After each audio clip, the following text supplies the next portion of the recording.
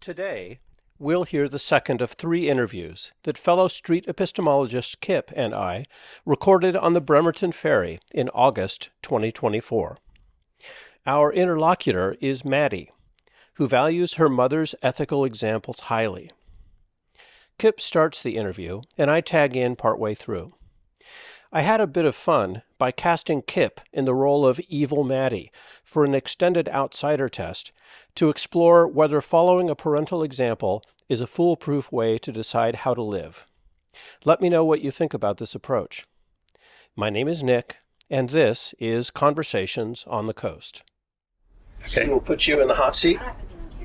No, there's no camera. Yeah. This one is audio only. Yeah. But we do publish this on a YouTube channel called Sound Epistemology. Okay. The neat thing is we've never done this on the ferry before, but the tagline of the channel is, a ferry boat is a way to arrive at a destination. Epistemology is a way to arrive at a conclusion. Okay. Right? So it's all about that. But I'll let Kip talk to you. I'm going to hang out here in case Kip wants to. Okay. Any ideas? And then I didn't get your name. Oh, sorry. My name's Maddie. Maddie. Okay, my name is Kip. Oh, you said that.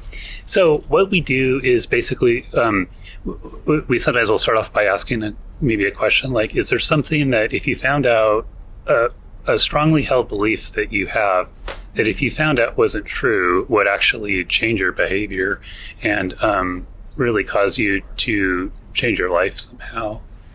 Is there something you could think of?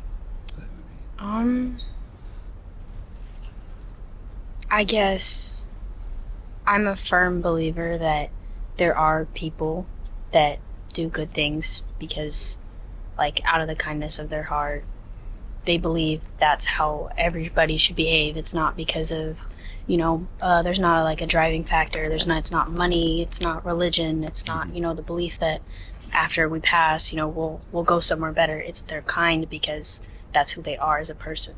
Okay. And I feel if that wasn't true, I don't really know how I'd react. Oh, okay. So, that's interesting. It's something I've thought about quite a bit too.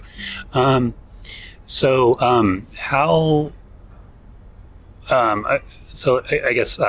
could we figure that out? Whether do you have was this belief based on something that you have witnessed? Did you see like a religious group didn't always do the behavior that you thought it did compared to a person that was secular? How did you come to this conclusion? I would say I grew up, I don't have anything against religion. I grew up Christian, but sometimes I would witness in a church, people would do nice things or promote things a certain way, but it was really for ulterior motives. And I've since then distanced myself from that kind of environment. And I just, honestly, the kind of behavior that I really, this is why I believe this. It's my mom. She's like the most selfless, insanely selfless person ever, and she does things because she believes that it's the right thing to do, and there's no other reason there. Okay. I'm curious how you would define the word or the term human nature. Do you think that I know that some people would say that it's a but like sometimes people will define it as something that is expressed across everyone, or that maybe just each person has a human, or each person has their own nature that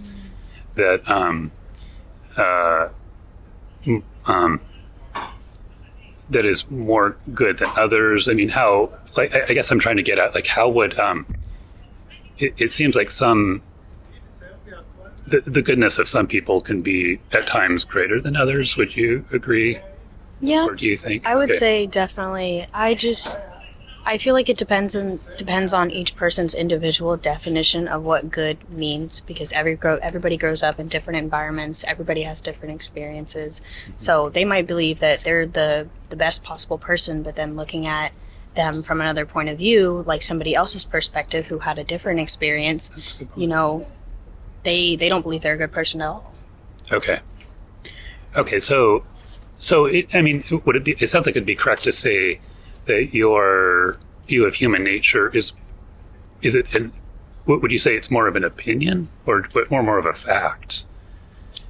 That it's, I'm sorry, the idea about people having a good nature is something that it would differ depending on who you ask. Is what you're saying?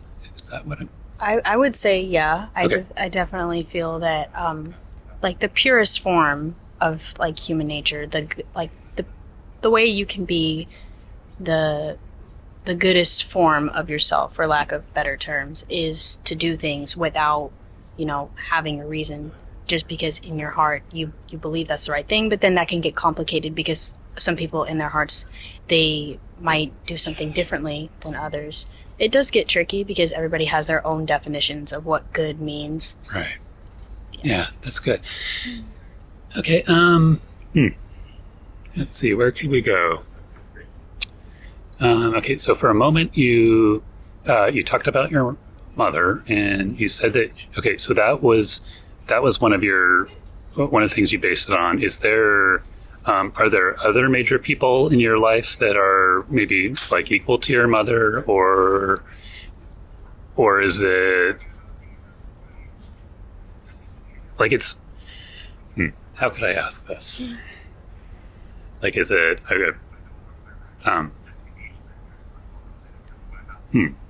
What am I trying to say? Yeah, I guess that would be my question. Are there some other people besides your mom that you think are really strongly brought you to this belief that you've I would say there definitely were some people that, other than my mother, that kind of pushed me to believe the way that I believe now. But I wouldn't say that they were the kind of people that had the same beliefs as her. They were the people that, had different beliefs. They were people in my life that were very close to me that, showed different behaviors. They did things for ulterior motives. They exhibited behaviors that I did not feel were right. And that's what really kind of pushed me to really, like, it's difficult to talk. It's difficult to talk about, but I just, I want to believe that people do things because that is hard. But I love my mother. I believe that she does things out of the goodness in her heart. She wants the best for probably everybody in her life, no matter good or bad. And it's just, that's the kind of mindset that I've grown to adapt. And being around a bunch of other people who didn't have that mindset, it made me realize that this was the best way to live. Just to have the kindness, the understanding, and the patience to know that not everybody might believe that, what you feel is good is their definition of what is good, but to just respect others and be kind. Okay. So do you think there's a question that I maybe should have asked you that you I haven't said yet that may shed a little more light onto this, or I'm trying to think of another. I don't know. Oh no, I think this is a very nice interview. Okay. I know this is your first guy's time on the ferry in Seattle, and I honestly don't do this sort of thing, so okay. I just cool. thought I'd be easy on you and be your first. Oh, sure, yeah. I enjoyed it really well. So, do you have a question you want to add? I didn't hear a lot of it, but it sounded like you have beliefs about what are good things to do based on, like, for example, how your mother raised you. Is that kind of what? Did I capture that right? Yeah. Okay. Why is the way you were raised a good reason to think something is true or to act in a certain way? I think growing up, I didn't always believe that the way my mother acted and behaved, I didn't always believe that was the right thing to do. I would look at all the people around her that would, treat her badly, and it was really overwhelming, and I almost hated how she acted. I was like, why would you let people walk all over you? Why would you let people treat you this way? But then as I grew older and then I observed everybody around me and their own definitions of good and how other people reacted, I realized she has, to me, the best mindset. She is so forgiving and so kind, and you can spend your whole life hating others. You can spend your whole life, your definition of good is not my definition, so I hate you. But she's just so kind and accepting of others, and it's just such a peaceful way to live. Yeah. It's just unlimited kindness, like, to anybody. And that's, it was just mind blowing when I kind of like came to maturity and I realized it. I was like, wow, like, you knew what you were doing all along. Even if I didn't understand it, she didn't treat me any differently. She was just the perfect person, the perfect, most patient person. And I don't think anybody's perfect, but she's as close as it gets. Awesome. Yeah. So two things I want to ask. These could kind of go in different directions, but one is,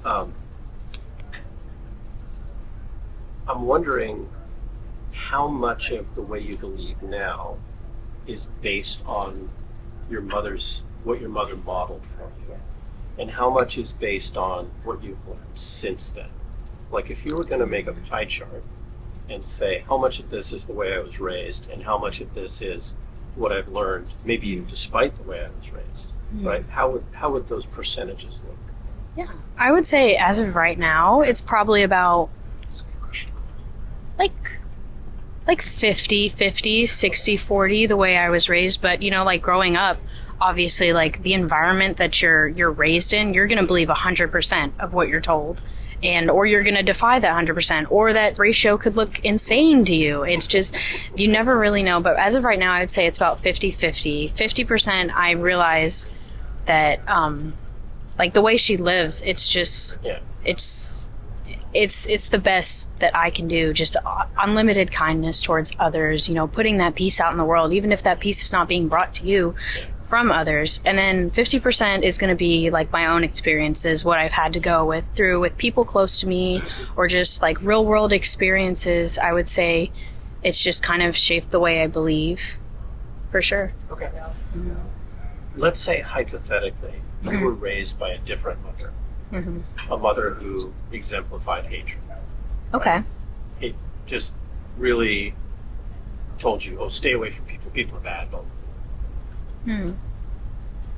Do you think that you would have come to the same place that you are now? Or do you think that you would have more believed that you were raised with? That's tricky. I feel like it happens a lot where people, like, they kind of become stuck in their ways, or they kind of adopt their parents' beliefs and what their parents do and their actions. But I do believe that if I grew up with, like, that kind of a mother, like one that was hateful, one that, like, shielded me from the world, eventually I'm going to be exposed to that world. Unless she locks me in a basement, I'm going to be exposed to that world. Yeah. I'm going to go out and I'm going to be curious. I'm going to meet people. And I would like to think that I would come to the same conclusion. I would like to think that, I could go out in the world and see, hey, not everybody's bad. And if we believe everybody's bad, that's what's going to make the world bad. But if you believe in the good, then you're kind of manifesting that kind of reality into your life. Right. So if you could be raised in two completely different ways, but still come to the same end goal, the same behavior, is it really, is the way you were raised really the thing that informs your belief? I would have to say sometimes, because the way you were raised, there definitely are people that, they shut out what everybody else thinks, other people's opinions, because they believe the way that they were raised, that's the only way to be. That's what they've been taught. That's what, is gospel to them. So there definitely are people that the way they were raised, they'll keep that cycle going. They'll, like, with their children, they'll reflect the same values and beliefs onto them. But I feel like the people who break that chain a little bit, they break that cycle. That's okay. So maybe in that case, you would turn out to be a good person despite the way you were raised. Right. So then if you can be raised by a hateful parent and you can be raised by a perfect loving parent, so you're basically using the same method. If you just follow what your parents do, why is following what your parents do a good reason to believe, a good reason to act a certain way? I don't believe following what your parents do makes it right. Just because what they're telling you, you think it's true as a child. If you carry that on into your adulthood, into your maturity, when you have the resources and you have the tools and you have the opportunities to go out and, attempt to explore other options, believe different things. I'm not saying, what your parents taught you is wrong, but I'm just saying there's more to the world out there. And if you can explore the entire, all your options that you have, and you still believe a certain way, then that's what you believe. But if you miss out on something, or you miss out on like an awakening because you shut yourself off because of your like what you were taught, you believe that's all there is, then that can be really disappointing. So you mentioned observing the world and kind of meeting people and actually seeing the world. And it sounds like that's colored how that's led to you kind of acting the way you do. First of all, you said that was probably 50%, and your upbringing was 50%. Which of those do you think is a better reason gives you better reasons for knowledge? Oh, I would say absolutely coming to terms with it on my own experiences. The way I was raised, it could have, like you said, it could have been an entirely different way. And then I came to this conclusion on my own. It's coming to that conclusion and being open to new opportunities and experiences that shape your adult life. Yeah. So let's talk about that, about personal experiences. Do you think it's possible for somebody to have personal experiences that lead to a different way of acting in the world than you do? Like maybe one that you find distasteful.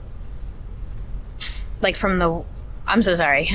So if your behavior is based on kind of what you've learned by experiencing the world, let's say, is it possible for someone to experience the world and then grow up and not be a good person? Absolutely. From that? Yeah, I think it depends on the kind of environment you're in. Absolutely. So what is it that differentiates a person who grows up to believe good things and act well, and the person who grows up to believe and do bad things? Like, how do we differentiate that? What have you seen, or what are the things that color your behavior that's different from the person who got it wrong? I wouldn't say that anybody really gets it wrong. I think different people have different experiences. Obviously, people can go through horrendous things and then they shut themselves off completely. They believe all things are bad. And I feel like that's a really unhealthy mindset to live in, because if you take one experience and you let it define your whole life, then you're not really gonna, your heart's closed. I don't know how to articulate what I'm feeling. Your heart's closed. So again, it's kind of like the being raised, right? Yeah. If you come up with your beliefs and your behavior based on what you've observed, right? Then depending on what your experience is, you might actually believe mutually exclusive things. So you and the evil. Sorry, did you say your name is Maddie? Yes. So there's good Maddie and there's evil Maddie, right? Evil Maddie went out and looked, maybe got into drugs or got into a gang or something like that, and grew up with a really negative outlook. You grew up with this really positive outlook. How, and I'm talking with evil Maddie. Evil Maddie's over here. This is evil Maddie. So I'm talking with evil Maddie and I'm talking with good Maddie. You're both telling me this truth about the world. How can I, as a disinterested observer, tell which of you has the real truth? Well, that's interesting. I feel like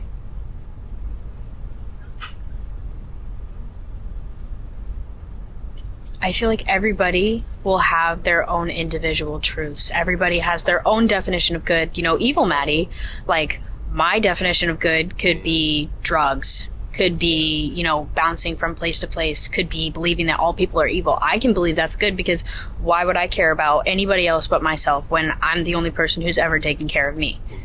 But good Maddie, I could also believe, obviously we want to believe in the good in people, to be kind, to always help others.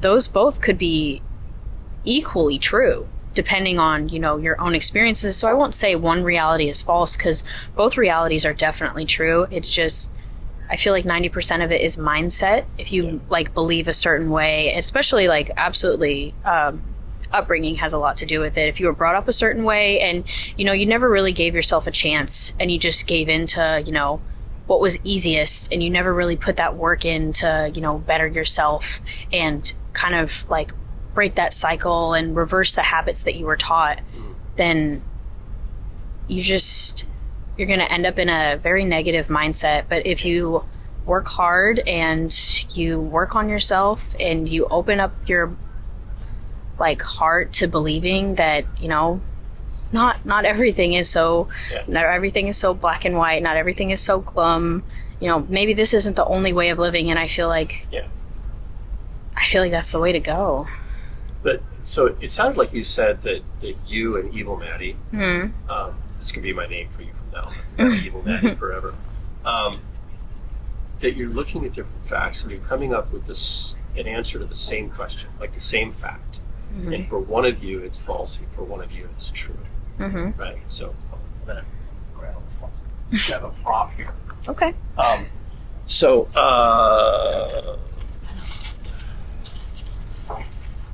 this is a key piece of the epistemologist's toolkit is the box of myths. Okay. I refuse to use the brand name until they sponsor us. But is it possible for you and Evil Maddie to think, for one of you to think there's an even number of mints, and the other to think there's an odd number of mints, and that those are both true?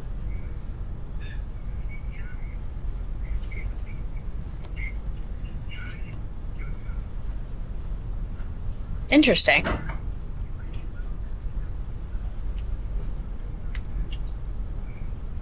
Yeah, I guess not. I mean, there's going to be an exact number of mints in there. It could be even, It could be odd. So if you're both telling me about a fact about the world, you say the fact is true and you say the fact is false, can you both be right?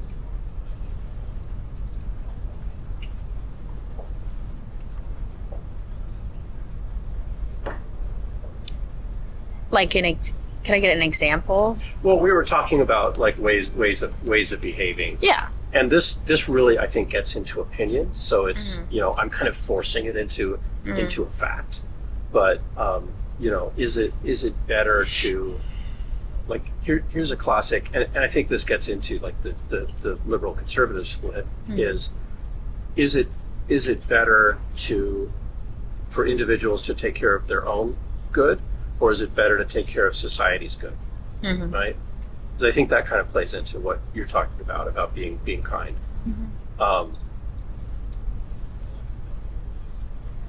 It's kind of hard to make that into the kind of fact that the number of mints in the box is. Yeah.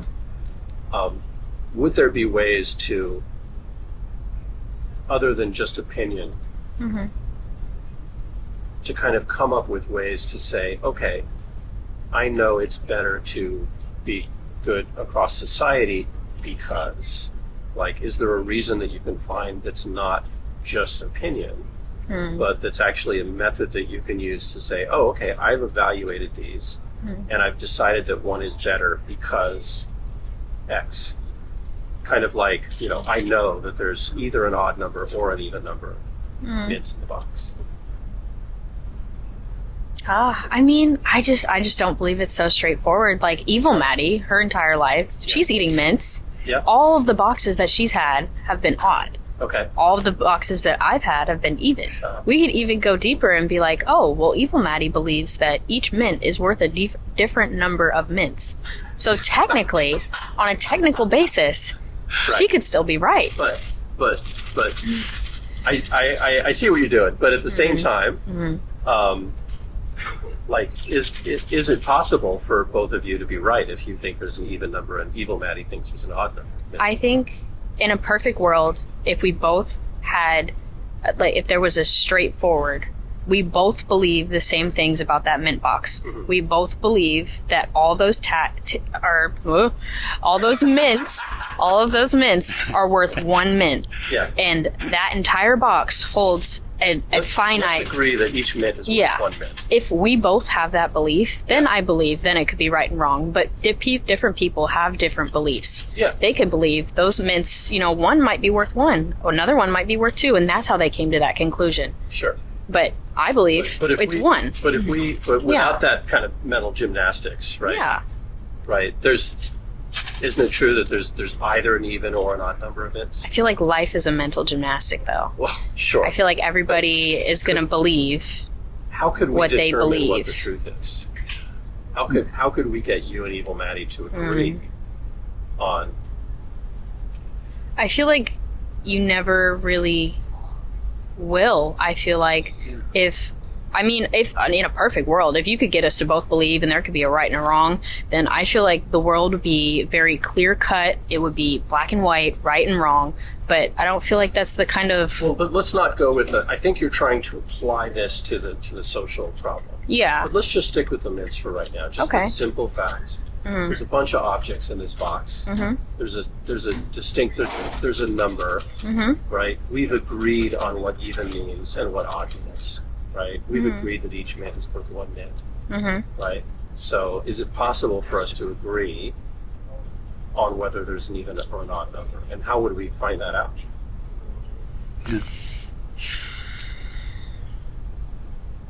I guess I'm confused on, the point of reference, because we could sit here, we could be like, oh yeah, there's a number of mints in there, and it could be even and it could be odd, but what does that represent? Is that it represents the mints in the box? Oh yeah, if we're just talking about mints in a box, yeah, that's something that there's definite right or wrong. But when we get into social issues, behavioral values, religion, politics, there's definitely different definitions of what's true and what isn't true for different people. Shall we let evil Maddie talk? Yeah, go ahead. Okay, go ahead. Yeah, so, I mean, what she's talking about as far as values, I mean, if everyone agreed on the same value, I mean, all these world religions would just consolidate together into one, So, but obviously because, Hindus are different from Muslims, and they have these very different values. That's not going to happen. That's not going to converge together because people for thousands and thousands of years have not, brought this very, I guess the word would be rigid, even versus odd type of idea to. So you mentioned values, which is interesting. So if you and evil Maddie had the same agreed on values, do you think you could then agree on what the right behavior is? I think people with similar values definitely will, agree on similar behaviors, but different people have different values, and that doesn't mean one person's values are more right or more wrong. It's just different people. The world is a diverse place, and I feel like that's what makes it beautiful. Everybody has their own opinions. They have their own beliefs. They have their own definitions of what's in the mint box. Yeah. And I feel like that's what makes conversation and collaboration so beautiful in the world. We're all coming from a different place. We're all coming from a different background. We're all coming from a different perspective. And I feel like that's what makes us human. Our creativity. So how do you determine what your values are that underlie the way you act? I feel like, again, it goes back to the percentages. It's part of, what you carry with you from your childhood, and it's part of what you learn in life. It's part of, you figuring out what kind of person you want to be, what kind of values you want to carry with you on a day-to-day basis. But is there a way to let's say somebody comes along and they're very charismatic and they talk you into a different set of values. I feel like that can happen. How can you derive your values so that you can independently say, oh, this is my value and here's why? Like, I have reasons. And somebody else telling you something, that sounds compelling, maybe isn't going to change that value because you've determined it's true because of, clearly if somebody comes along and gives you better evidence, right? Maybe you're open and you can change your mind. But what's the evidence that you use to support your values so that you say, oh, I know this is true because... That's a good question. I feel like...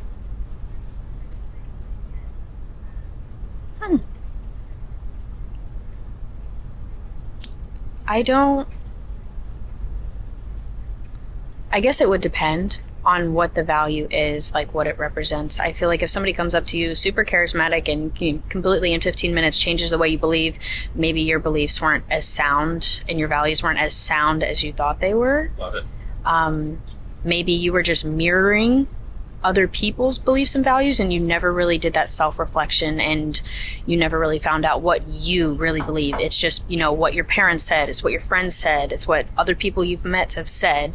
It's never really, you've talked to other people, you've experienced your parents, you've experienced your friends, and you're taking little bits from everybody and you're realizing this feels right, this feels wrong. And then you slowly, turn yourself into the person you ultimately want to be.